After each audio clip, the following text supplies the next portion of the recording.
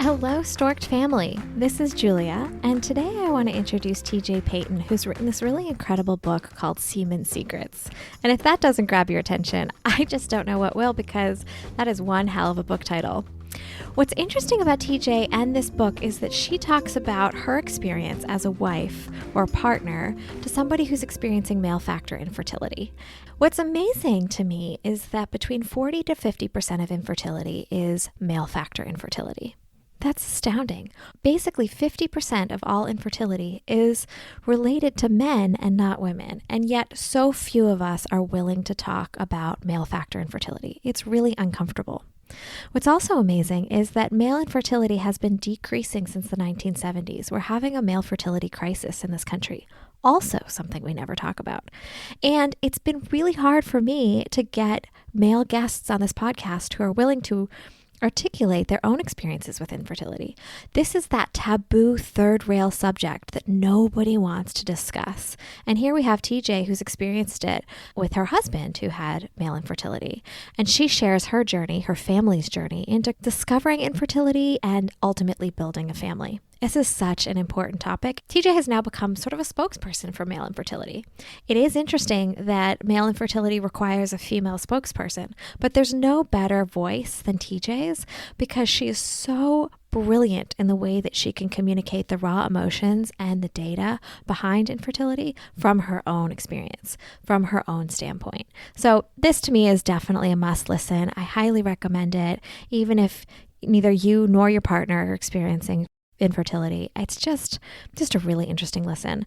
So here's TJ. I hope you enjoy. Don't forget to subscribe to our newsletter, share this with a friend. Definitely tell the world how awesome Stork'd is by giving us lots of reviews on Apple or wherever you listen to podcasts. And here's TJ. Oh my goodness, I am so excited to welcome TJ to the Stork'd podcast, where we explore the many ways that people build and define family. TJ, thank you so much for joining us today. Thank you for having me. Today's really exciting for me because one of the great privileges of doing this podcast is that I get to have these wonderful conversations with people who are going through stuff, and they like to ask questions or share their stories or just in general feel a sense of community. And there's a story narrative that you shared that has been shared with me privately by a number of people, who say, I can't ever tell people this out loud, but I want to share it with you privately because I need to get it off my chest. And so to have somebody who's willing to talk about your experiences so that those of us who are going through something similar feel less alone is huge. So thank you.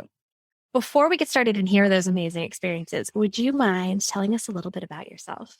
So my name is TJ Peyten. I reside in Georgia. Outside of my advocacy for male infertility and just infertility in general, I work in the public health space. A lot of what I do in public health and communications really feeds into just wanting to educate the public more about infertility in general, male infertility, and also infertility among communities of color. Even though I've not been pregnant, I am a mommy of a 3-year-old, and my husband and I have found pure joy with having her. I really also advocate for exploring multiple paths to parenthood, and even a path that doesn't include parenthood if that's what people choose to do. So really being an advocate for those who may not be sure on how to navigate this journey of infertility and may not be sure what next steps should be, because of the trauma that you experienced when you received that diagnosis. So that's a little bit about me. I love that you say that's a little bit, and you just threw out things like trauma, changing direction in life. You use the word mommy, which is a very important and charged word. You mentioned that you haven't been pregnant. You called yourself an advocate. I mean, those are all really big things. So let's start from the beginning and hear a little bit about your story. And then I want to dive into your advocacy, the work, and the way in which you're helping the community broadly. I also really want to talk about fertility in the communities of color, because as you mentioned, it's not communicated as frequently. It's mostly on Instagram and on podcasts like these, women who look a little bit more like me. Gosh, we've got a lot to talk about, but let's start at the beginning. Yeah. Tell us about how this came up for you, how you became this advocate that you now are. Sure. So my husband and I, we dated in high school. We've known each other for a while since we were little kids, like 5 years old, but never said, oh, this is who I'm going to marry. But we started dating in high school. It just kind of went on through college. And so when we got married in our early 20s. So feel like we had time to start a family, no rush. We're just starting our careers really young.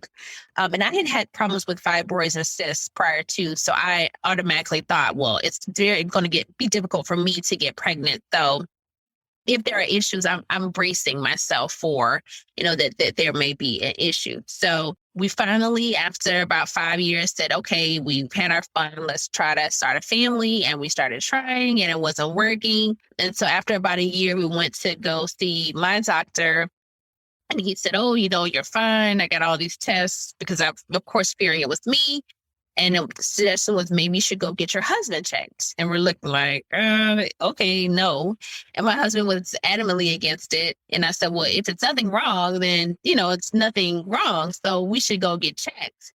Can I pause you here? Okay. So I just think it's such an interesting pivot, right? You're thinking, I love you. We got ourselves on the right path early. We met each other really early. We started dating early. We got married early, but it might be me. I might have some problems with infertility because I've got fibroids and I've got cysts. And then your husband has this reaction. No, I don't want to get tested. What was that all about? Where was his hesitance or his fear coming from? Well, just for men in general, I don't believe society paints a picture that issue is the man. It's very much the woman has the issue. She has the miscarriages. She has the struggles with getting pregnant. A lot of it falls on the woman. So you don't really hear about men outside of being a sperm donor. You don't really hear about men going to get a semen analysis because they're trying to figure out their, fertility space. Most women have to go through that process. And my husband has even said he wishes that fertility for men was a regular routine part of his healthcare. That the same way I go to the gynecologist to get checked out, hey, you need to start going to a urologist in your early age to kind of see what's what down there because you just never know. But it's not something that's routine. I mean, a urologist is a specialty person. And so, that wasn't necessarily hesitancy. It's just something that we really talk about. I have to say my mind is blown, like literally blown, because how many conversations do I talk about with fertility or family building or just generally what do we want our family lives to look like? Countless. It has never once occurred to me that testing a man's fertility should be part of routine healthcare. Never once. I'm like literally, I'm sitting here. I'm sorry for pausing the conversation, but I'm just dumbfounded. Of course, like when you say that, it makes so much sense. And here, even those of us who occupy this space and spend a little bit of time talking about it here and there, just shocked. So how did your husband then come to the conclusion that he should get tested? How did he get comfortable with this big, scary thing? I think he got tired of me nagging, like, just go get it. Like, it's not going to hurt anything. Because too, I said, if it's not you, then we really need to do some more testing with me. So if they say it's not me and it's not you, then maybe we need to get a second, third opinion. Because I had been with my doctor for a very long time, but I wasn't above going to talk to someone. And so I'll never forget, it was 2013. I was working from home and the nurse called back and she said, hey, we didn't find anything. And I was like, oh, okay, I knew it wasn't an issue. I don't know what he was worried about. And she was like, no, we didn't find any sperm. And I was like, huh? Like, what? What do you mean? Like, did you lose it? Where did it go? Did it run away? And she's like, no, there was nothing there. And I said, are you sure? Do you have the right name? And she said, yeah, the doctor wants your husband to come in so you can talk a little bit more about it. And I just remember it was like, she was like, wah, wah, wah, wah, wah, because I could not hear anything else. I knew she was talking. I knew she was saying words. Finally, she was like, hello, hello. And I just could not speak. Just that pit in your throat where you feel like you just can't get it out. And I just cried. Like, I feel like I was crying then, but just nothing was coming. Like, it was all just like the world was moving slow. And so I really wasn't prepared for someone to tell me that this was the infertility issue, something I never heard of. And it's one of those things where people say, in an instant, your life, the whole of what you thought your life would be just went out the window in a matter of like a 5-minute phone call. So that's kind of how our infertility journey started. And what was it that went out the window? You're clearly articulating a sense of shock, but it sounds like there's a different emotion too, a sadness. What was it that was going through your head that you felt like had changed? It's like somebody died. And I talk about that in my book, like a death. You have this love plus marriage equals baby. You follow the formula. You do everything right. And you never think that, the next step is having a baby. And it seems so natural, so normal. Like everybody can have a baby. But you never know until you get in this space like who's struggling. But you believe that everybody just has a baby. And so it was the idea that I'm not going to be a parent. Like, what are people going to say? That whole shock about having just to face the world, and then getting real that you had an expectation that's now going to be unmet. Expected to be a parent, be fruitful and multiply. That's in the Bible. Like I expected to be able to do that, and in one instance, someone says, "No, you're not," and I wasn't prepared to deal with imperfection because my life was perfect at the time in my eyes. And I was not equipped to deal with imperfection. I didn't even know how to say the word. And so that was what changed for me. Like, now how am I supposed to be a mom? Like, what does this mean for me, for us? And so that to me is what went out the window. Nobody prepares you for those types of conversations. It's one thing to kind of think about, maybe it could be you. It's another thing for someone that no, it's you. It's your family. That's what was hard. Yeah, I am so relating to this because, it's the formula. There's so many different variables in the formula that don't function, right? And in your case, it was a fertility variable. In my case, it was a partner variable. But in both cases, there's this sense of loss, like this future, this hope, this dream, just poof. Out of the window. Out of the window. Yeah. Oh, the expectations that we hold for our lives and the moment, the second that those expectations seemingly go out the window. And we say seemingly because we're both in positions that are a little bit different than that moment of despair or the depth of darkness where you think that this is just never going to happen. So you've had this terrible news or this news that shocks you and it feels like your dreams are being lost in some way. Mm-hmm. What did you guys do next? How did you think about what the future could be for you guys? So as a person of Christian faith, I was just like, oh, this is just a test. Like there's no way that there's no sperm. Like, what are you saying? It doesn't exist. So we went to the urologist and I'm like, okay, what's the next step? And so they told us we could do a testicular biopsy to see if there was sperm in the testicles. So I was like, okay, yes, that's going to work. We would have to do IVF. That was our option if that was the case. And I was like, okay, I'm with it. IVF, IUI, let's get on with the program. And so would you mind for the audience sharing with us what a testicular biopsy is? So it is when they take a little needle and they go into a man's testicles, because sometimes depending on what's going on in that area, there could be sperm hiding in the testicles that just can't get out either through some type of blockage.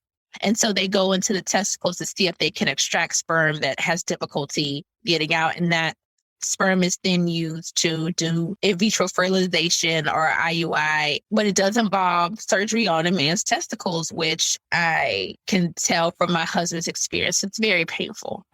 So we did that procedure, and my mother-in-law and father-in-law were in the room, and the doctor came out and said, no, we didn't find anything. His mom and dad started crying, and I ran out of the room, and I went in the bathroom, and I sat on the floor. And I just cried and cried and cried and cried and cried and cried and cried because I didn't want to have to deal with anyone else's grief and emotions.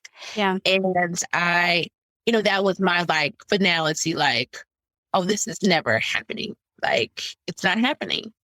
And so I don't know when the nurse like found me, but she came and found me on the floor and she's like, you have to get up. Like, you have to get up. Your husband is back there. He just got news too. You gotta try to pick yourself up. And I'm just like, no, like I'm literally, I felt like my whole self was on the floor. And so I got up, I washed my face. I really didn't look at my in-laws because I really, again, just could not deal with anyone else's grief. I just couldn't do it. And so I went back and told my husband, I'm here for you. And I could tell he was kind of trying to play it cool. And I said it was not for better or for worse, or if you can have me a baby, it's for better or for worse, and so this is the worst that we know thus far. And I'm here to support. And I said the words, but in my heart, I'm just like, are you kidding me? Like, I cannot believe this. And so after that, then it was like, what's next? What are we going to do next? What can we do? Because I wanted to have a baby naturally. And so I wanted to know, what do we need to do to produce sperm? Now, in that I could say, in retrospect, I was very selfish because I wasn't thinking about how my husband was processing everything that was going on. I just wanted to get to baby, and I did not allow him to really process what was going on in his body. And that was selfish because I was thinking about me. Like, I want to be a mommy. I know you want to be a dad too, but, this is my dream. This is what I want.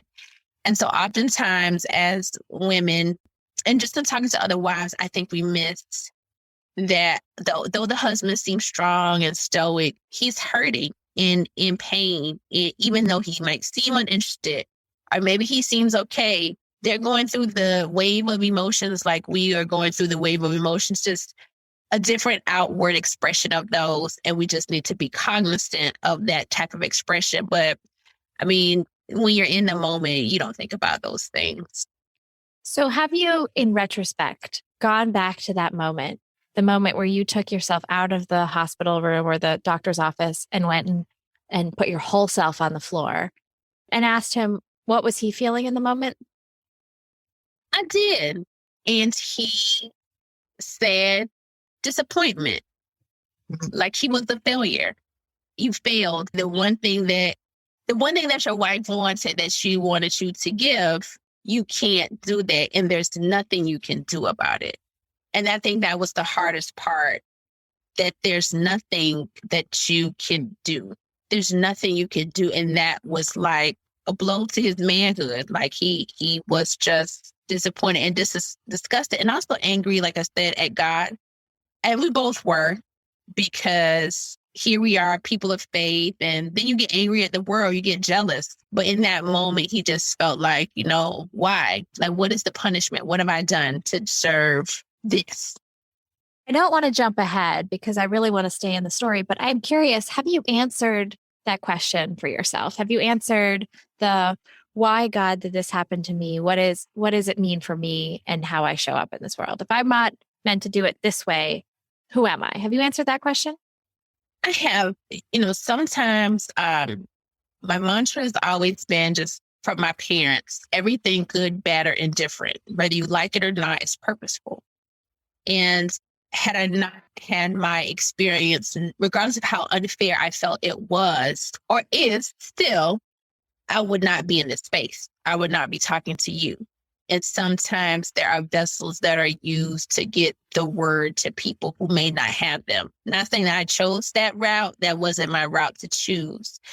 But I feel like had I continued on in my perfect path, like, oh, I'm supposed to have a baby, this is all how it's supposed to be, maybe I would have never experienced imperfection and what that looks like. I would have never been able to empathize in this space with someone. And so I wish it wasn't me, but in retrospect, I look at, why not me? Why not me to be the person? Why not us? And having our daughter, we chose adoption. And it's something for someone else to look at you and say they want you to mother their child. Like, that's something huge, because that says a lot about you personally, that, it's a huge sacrifice for the person on the other end. And so I realized that my child is something I so needed. And I appreciate her so much more just for the simple fact of how much I had to go through just to get to her. And not saying that any other mother that struggles or people who struggle with infertility, we all have that same story, just what I had to do to get to you. Early on, I took parenting for granted, having a baby for granted. Like, it's just one of those things that's supposed to happen. And now I have such a greater respect for people who get pregnant, people who almost die in pregnancy, people who lose their child, people who can't have kids. I have a much more appreciation for the process because it's not as easy as everybody felt like it would be. And so I've never really gotten the like, yes, this is why, but I have an understanding of, had I not had this experience, I would not be talking to you today. And I think there's value in being a voice for people who would have been voiceless. I mean, I'm not a best-selling author out there on Oprah's book cover list, but hey, I'm here filling a space in a void that no one else is filling. And that's huge when you think about the world of infertility and the emotional and mental support people need when they're going through this type of issue. It's huge. It is so important to have voices like yours, share your experiences. And you, not only are you somebody who's gone through the experience of it, but you have this incredible background that gives you the language to talk about trauma. It gives you the language to address these issues head on in a way that is purposeful and kind and respectful. And so I appreciate that you are that voice. I'm curious, when you're starting to think about your next steps, how did you guys navigate your relationship with one another? You know, because the relationship stuff, sometimes when you have bad news, it can drive you together. Sometimes it can push you apart. Sometimes it can be both at the same time. What was going on for you as a couple? Oh, we definitely went through the stages of grief. You know, he said he wanted a divorce. I said, well, I don't want that. But then there were times I would look at him and be like, oh, you disgust me because you are the reason why I can't have a baby. And those times we were bickering. And so the one thing I could say is that we are very much the poker face couple. So even if we have had like a screaming match at home, we would go out in the public and you would never know. No, you wouldn't know. We had a poker face. We're, united front. And so as a couple, we kind of wore a mask, a facade, definitely, because both of us were hurting. Like I said, we fell out of church for a while because of our traumas. And there were times in the house when we would walk past each other and it would be like I'm walking past a stranger. The church thing is interesting. What was happening there? I was angry at God, completely angry because how we grew up, because we grew up in church. You grew up with having faith and believing that God can do anything, but no one prepares you when God says no, when he says no. And you have to come to grips with that decision. And then you have to come to grips with there's our plans, but then there's the plan. And I was very much a planner. And so I felt like God failed me. And I just got tired of people telling me to just pray and just believe and just have faith. Well, yeah, that didn't work. Like, stop telling me that. Like, I don't want to hear that. Like, no. And so I say that to say I know what it's like for people to question everything they believe and know because they feel like something or someone has failed them. Yeah. And so going back to praying and just meditating and getting back into my center self is where I found the most peace. And so I realized that I don't know what God was doing, but he was very much present. And so when I got my daughter, it said that I realized God didn't waste my tears.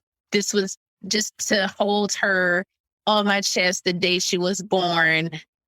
And just everything just like burst open. Like, oh, this is the moment because it matters so much.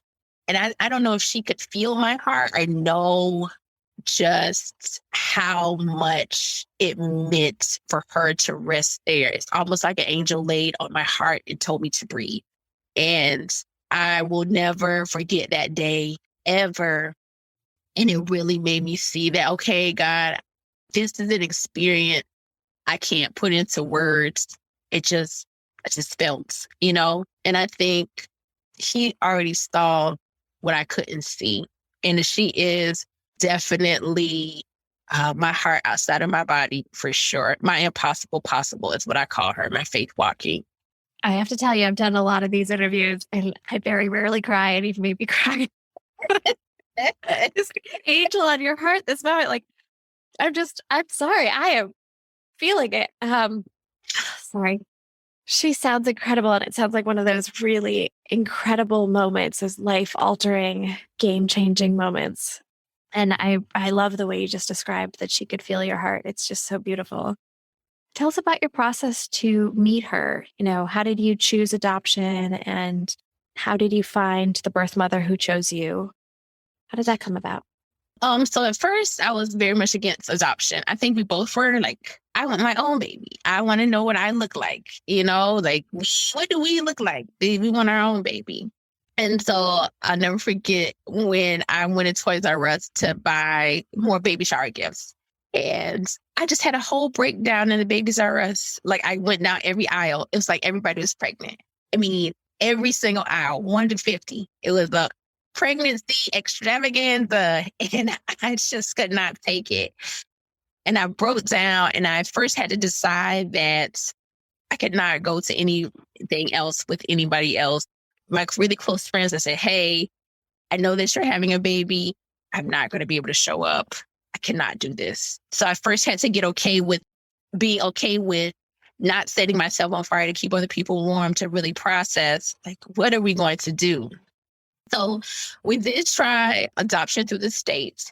And for an infant, that was a 3-year-long process of even getting on the list to get an infant. Then we tried foster to adopt, and that is also through the state. So finally, we stepped back because, of course, IVF and all of those were not options because my husband didn't have any sperm. And we thought about sperm donation, but I could not come to grips with carrying someone else's child. Like, I knew my husband said he would be fine with it. And I know that's what some paths people choose. I just was not okay with that path. It just didn't feel right to me. So then we talked about surrogacy, where we would get donor eggs and donor sperm, and then we just would, use someone else's eggs, either for me to do IVF with the donor eggs and donor sperm, or to do surrogacy. But then it's like, why am I paying all this money when I can have a child and carry my child? Like, I'm spending thousands to do something that I don't necessarily have to do because of I'm not wanting it to feel unnatural or weird. Tell us about the thought process behind using donor eggs. Because I wanted my husband to feel like, well, if we can't use anything from you, then I don't want. It wouldn't make you feel better if it was it wasn't a part of me, a part of you, if it was just a part of 2 other people. So it might sound weird, but that whole, maybe if it's from neither of us, it would be better to process, but not monetarily. It was not better to process. That, like, it's not just threefold the cost of eggs, surrogacy, and sperm donation. It's like tenfold. Right. So we just left it alone. And so finally, I'll never forget, in 2017, I finally got to the point where I said, you know what? I have to get okay with God saying no. And if I'm going to have a baby or we're going to be parents, it's going to be effortless. But I cannot continue to let infertility control the narrative of my life. I just can't. They have been doing it since 2013. I just had to stop. After I let go, I never forget, one of our friends she adopted 2 girls. And so she calls me, I think it was like a random Sunday, and she said, we have a baby. And I was like, oh, you're adopting again. And she was like, no, we have a baby. I found your baby. We have one. You're going to be a mom. And I was like, you already agreed that I'm going to take this baby? She was like, yeah, kind of. Wait, how? I mean, it's so hard to connect families and children and birth parents. That connection process is very complicated. How did she discover a situation that would be the right fit for you and for the birth parent? So you can go through like the adoption agencies, but there's super expensive. But there are also adoption attorneys who sometimes moms reach directly out to the adoption attorneys to say, hey, I want to give up my baby. Do you have any clients or anyone that you know? So she said the attorney would oftentimes reach out to her when she got a prospect and said, hey, I have this mom. Do you know someone? And so it was just this random time where she'd say, hey, I have this mom reached out to me. You know, she's due and she wants to know if you have someone. And so we went ahead and did a home study just in case, you know, anything happens. We wanted to be prepared and not have to deal with anything because they're good for a year. And so we sent over a profile book for the mom to look at. And she took a look at our profile book and she said, yes, this is the family that I want to give my child to. And then it was just meeting the mom, you know, having those discussions. And, you know, here we are today with, incredible. You know, a child. And I know adoption has its own stressors. Every state's adoption laws are different. Every revocation period and that period where the mom has the time to think about, the mom and the dad, if the dad's still in the picture, they have the time to think about if they want to keep the child. So it's 6 days of like waiting to see if if she's going to change her mind and say no. So that was tough. And you don't want to get emotionally connected to someone who may not stay. I really prayed to God and I told him that if you take this baby away from me, like, I don't know how I'm going to function. I didn't even want my parents coming, or our parents coming, my in-laws. I didn't want anybody to see the baby. Like, I don't need anybody's attachment because I don't need anybody else's grief. Like, no, I can't deal with it. But my husband is like, you're a new mom. So he invited my mom unbeknownst to me. So my mom and my dad came and it was instant. I never forget, they called us and told us that, you know, we would be able to keep the baby. And then we went and took her for her appointment. Her first, she had another appointment. And so I walked in the door and I didn't have the baby. And my mom's like, oh my God, she's gone. Oh no. Like, she had this whole breakdown. And I was like, Felix is getting the carrier out of the car. So it came with its own sense of like, here we go, holding our breath once again to see what could happen. And I know for some parents, it turns out that the person says, I do want my baby back. And you have to go through that emotional roller coaster all over again. But I just knew personally, I wasn't prepared for that if I had to do it again. Yeah, it's that emotional roller coaster is intense. I'm curious, tell us a little bit about how you communicate to a 3-year-old about the fact that she's adopted.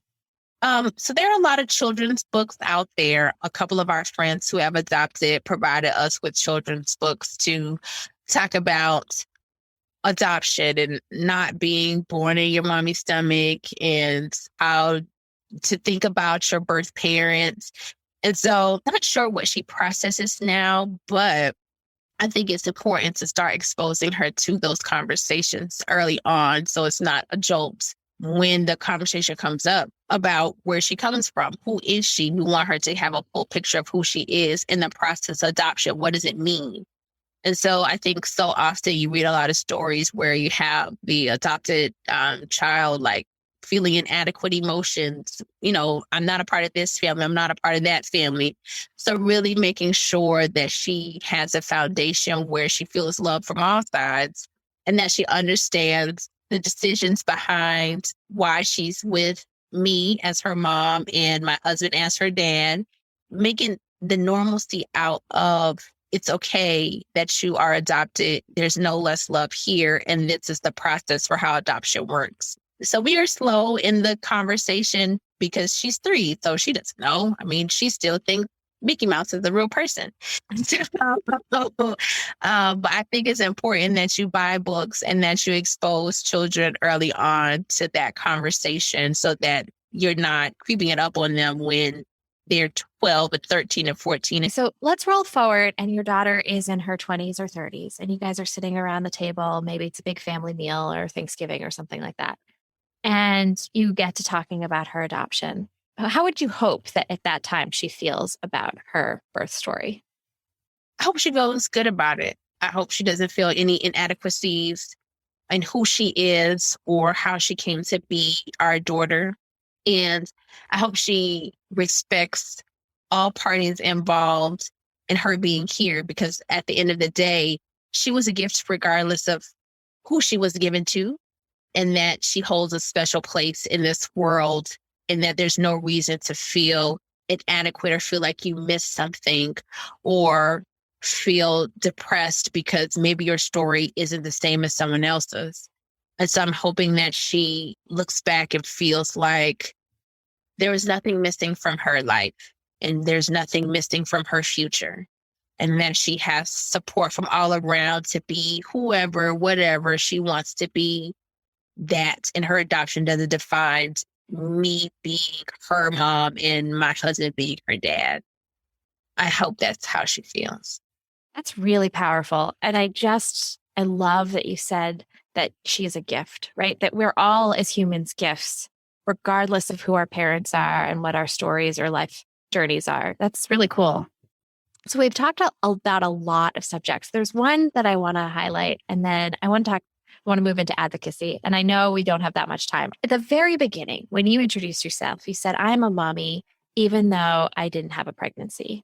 And again, when you talked about the books that you offer, you came, but not out of mommy's belly. This seems to be like it's something that is important to you. Become a parent without having the experience of giving birth. It's funny how I even came to that conversation is because I was in one of my self-pity modes. And I remember my best friend, she was trying to talk to me, and I was like, oh, I don't want to hear it because you have children. You know what it's like. And she was like, girl, do you want to be pregnant or do you want to be a mommy? Because those are two totally different things. And if you want to be pregnant, then okay, we can work with that. But if you want to be a mommy, you don't have to be pregnant. And so I heard what she said, and I was like, oh, she's right. But I still wanted to be in my pity. But when I go back to it every time, we laugh about it now. But it was the single most thing, I think, that really changed my perception of how to go about becoming a parent. Because she was so right. Like, I didn't have to be pregnant to be a mommy. It would have been nice. She said there are also people who become pregnant that never, ever, ever get to see their baby. And that's the reality of birthing a child. She really put some things in perspective for me that I didn't see before. And for me, the priority was, I want to be a mom and I want my husband to be a dad. And she said, well, then that's what we're going to have to do. And so that's when I started exploring other options outside of pregnancy. God, being an adult is so challenging sometimes because you have to make these really hard trade-offs. And they're, particularly when we're talking about families, they're not easy trade-offs. They're really tough. Do you want to be a parent, or do you want to have a marriage, or do you want to have a pregnancy, or do you want to, right? There's no wrong answer. There are people that say, I would rather have a thriving, healthy relationship than parent. So if I can only get one or the other, they're all very healthy, appropriate choices. One of the things I love about the way you're showing up in the world these days is advocacy. You called it advocacy at the beginning of this conversation. And I think if I'm understanding your book and the many things you talk about, you're advocating in three ways. You're advocating for people to understand male infertility and to talk about it because it's so undiscussed. You're advocating for the persons of color community to understand that infertility can affect them too. It's not just white women who happen to dominate social media. And then it sounds like, it sounds like you're advocating for life after infertility. Is that a fair articulation? Yes. Mm-hmm. If somebody is at the beginning of their process and they're just figuring all this out, what is important for them to know? That you just don't have to figure it out today, and that you definitely have to own how you feel in the moment. Don't try to unfeel the feeling. If I had to go back and tell myself what I found out, I would tell myself that first, you need to process. Like, sit down, take a breath, and process what this means and how it feels. And don't worry about how it's going to make other people feel. And then also take the opportunity to talk with someone about it. definitely, I think having a therapist or, someone with a listening ear that's been through what you've gone through and has made it on the other side that can give you a perspective that maybe you hadn't thought about before, such as my best friend. I think it's important, but I also think you have to breathe and you have to feel and you have to realize that it's not going to change overnight. So deal with the reality of the fact that you've been given a diagnosis and how do you want to process that diagnosis and move forward. I would also tell a person who is going through infertility, take time to explore every option for infertility.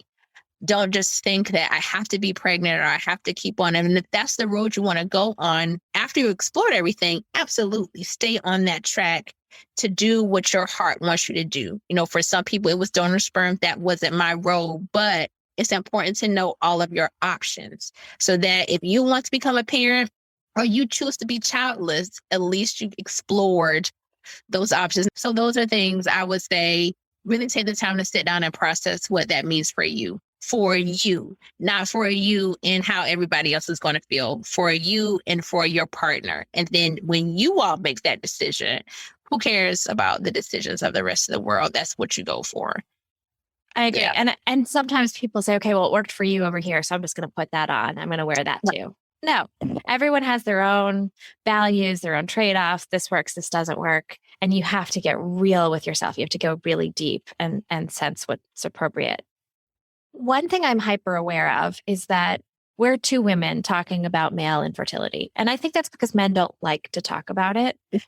If I were a guy standing here saying, oh, I've just gotten the news that I have infertility, what would you tell me? What do you want the male community or the male audience to hear about their own bodies, their own experience with fertility? You're not inadequate and that you're not forgotten. It's okay to feel. I would tell them the same thing. Don't try to be a hero about something that you're grieving about and hurting about, because that only creates a mental space that you can't get out of because you feel like you failed or you feel like, there's some type of inadequacies, or either you feel like I've got to do something to fix this. First, you've got to just sit down and be present with yourself and understand what that means, that you're no less of a man. And you also reserve the right to process this the way you process it. You don't deserve the right to be mean and nasty. Of course, you don't want to do that, but you do deserve the right if you don't want to talk about it. Or if right now today you don't feel like you can process what's happening.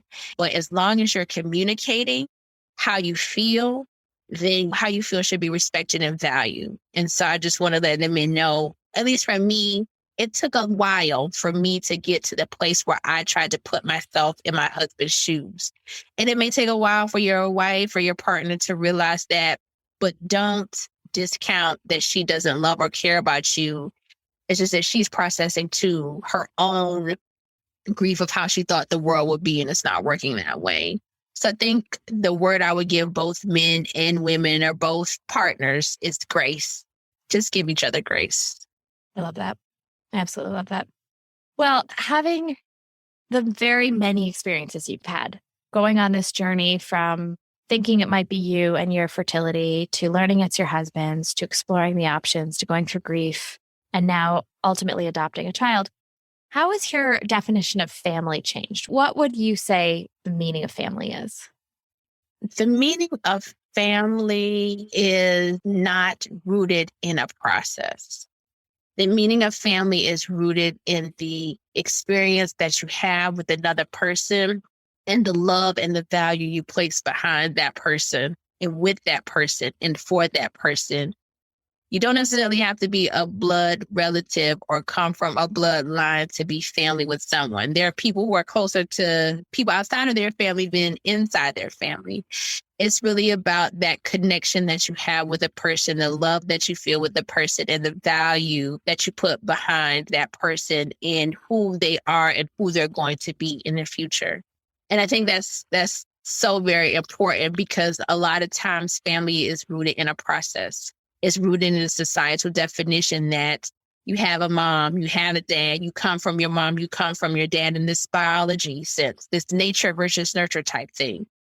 And I'm very big on the cookie cutter that society paints is that, you have your family, that you're all in the same bloodline. But there are many families out there where that's not their story, and their love is just the same. Their support is just the same.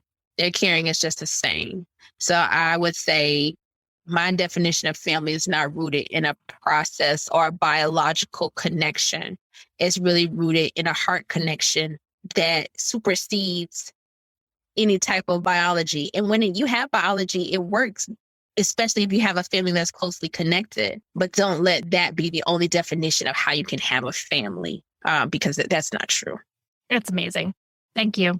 I really like that, the heart connection. So if somebody wants to learn more, where do they find you? So you can find me on Instagram at TJ Peyten. That's TJ Peyten. You can also find me at Semen Secrets. It's my other Instagram. I have a website for my book. It's www.semensecrets.com. You can find me there. And on my Instagram page, if you want to learn more about any events I'm doing, I post them on my Instagram page, and both for me personally and my book. And you can purchase my book on Amazon. So if you want to go out on Amazon, purchase the book, leave a review. I love to hear from people all the time. So, DM me if you have a question. I'm pretty much an open book to talk about anything. So if you're out there, you want to connect with someone who is going through what you're going through, please don't hesitate to reach out. And I also have Facebook, so you can reach me. I'm on Facebook as well. I'm TJ Peyten. That is such a great offer. It's one thing to hear one another's stories and learn about how they can impact our own lives, how our life choices can evolve as a result of hearing somebody else's story. We feel less alone. We feel like, oh, now there's other options that I didn't even know about. But to reach out to you directly, to have that, I'm going through something and I need to talk to TJ, is huge. So thank you for offering that. It has been such a pleasure to have this conversation. I just want to thank you for creating this space and this platform, and for being a vessel for so many in the infertility community and just in the fertility community at large. I think having someone with the influence that you have in reaching many people with your message and not being selfish with your platform to open it up to share so that other people can heal. I think that's so important and so needed. So I definitely appreciate you allowing me to be on your show. Well, that's what we share, is this hope that we can be voices that can help other people to heal. So thank you for that. Well, have a wonderful Friday and enjoy your weekend, and hugs to that beautiful baby girl of yours. Thank you. Right. Bye-bye. Bye. Thank you for listening to Stork'd with your host, Julia Carroll. This podcast is changing the conversation around the ways people define and create family. If you like what you hear, please support us by sharing with friends and following on Instagram at Stork'd_podcast. We also always appreciate it when you rate and review us wherever you listen to your favorite podcasts. For more information, visit storkedpodcast.com to sign up for our newsletter. That's STORKD podcast.com. California Cryobank is a full-service sperm bank specializing in frozen donor sperm, private semen analysis and cryopreservation, and directed donor services. California Cryobank has one of the largest and most diverse selections of sperm donors, and it makes the selection process a little easier with donor search filters and comprehensive donor profiles. These donor profiles include things like genetic test summaries, medical histories, personal essays, childhood and adult photos, and DNA ancestry reports. I am thrilled to share and extend a free Level 2 subscription to the California Cryobank Donor Catalog by using the promo code STORK'd, that's STORKD, at cryobank.com. You will receive free access for 90 days, which is an $145 value.